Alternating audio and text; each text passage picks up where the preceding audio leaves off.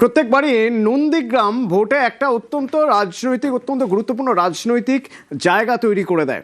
এবারও নন্দীগ্রামে একটা অদ্ভুত রাজনৈতিক পরিস্থিতি তৈরি হয়েছে। কিরকম না, বামেদের মধ্যে ফাটল নন্দীগ্রামে দেখা যাচ্ছে। সিপিআই আলাদা প্রার্থী দিয়েছে এবং সিপিআইএম আইএসএফ কে সমর্থন দিচ্ছে এখানে।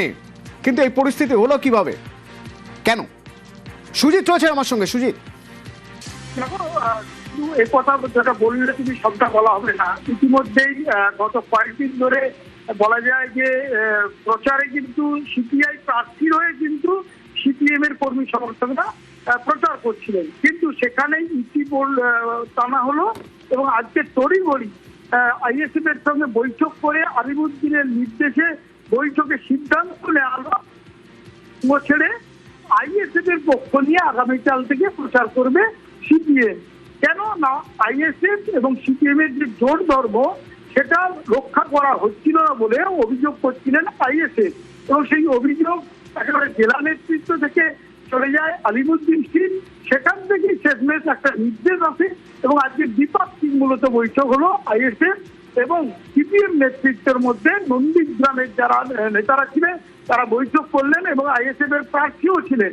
সেখানেই অতনু সিদ্ধান্ত নেওয়া হলো যে আজকে সিদ্ধান্ত যেটা নেওয়া হয়েছে মূলত আগামী সাল থেকে সিপিএম ভোট প্রচার করবে নন্দীগ্রামে আইএসএফ প্রার্থী হয়ে। অবস্থাটা এরকম জায়গায় কেন তোমার প্রশ্ন অনুযায়ী সবাই এই প্রশ্ন করবে। যদি সেই সিপিআই প্রার্থী যিনি হয়েছেন তাকে কিন্তু সমর্থন দিয়ে প্রচারও করছিলেন, দেয়াল লিখন থেকে ধরে ধরে যাওয়া পথসভা সব করছিলেন, কিন্তু আজকে হঠাৎ করে এই সিদ্ধান্ত অর্থাৎ ব্যাক গিয়ার মারল বলা যায় সিপিএম, এবং সেই ঘটনা নিয়ে কিন্তু চর্চা শুরু হয়ে গেছে। সিপিআই এখনো মন্তব্য করতে চায়নি। আজকে নন্দীগ্রামের পার্টি অফিসে জরুরি বৈঠক করে একবারে বলা যায় ক্লোজ ডোর মিটিং করে এই সিদ্ধান্ত নেওয়া। আগামী বৃহস্পতিবার ভোট বলা যায় অতনু, আজ বৃহস্পতিবার 7 দিন হাতে মাত্র সময়, তখন কিনা প্রচার যাদের হয়ে করছিল তাদের সঙ্গে আর থাকবে না জানিয়ে যেটা জোর সঙ্গী চিরকালীন জোর সঙ্গী সিপিআই সিপিএম তা ছেড়ে দিয়েই আগামীকাল থেকে সিপিএম প্রচার করবে আইএসএফ এর হয়ে। ধন্যবাদ সুজিত। শরিক দলের যারা অভিভাবক ওনারা আমাকে কথা দিলেন যে সর্বদিক থেকে ওনারা সহযোগিতা করবে এবং সর্বশক্তি দিয়ে ঝাঁপিয়ে পড়বে, এবং নন্দীগ্রামে আইএসএফ প্রার্থী বাম সমর্থিত সংযুক্ত মোর্চার প্রার্থী আইএসএফ এর পক্ষ থেকেই প্রার্থী হয়েছে।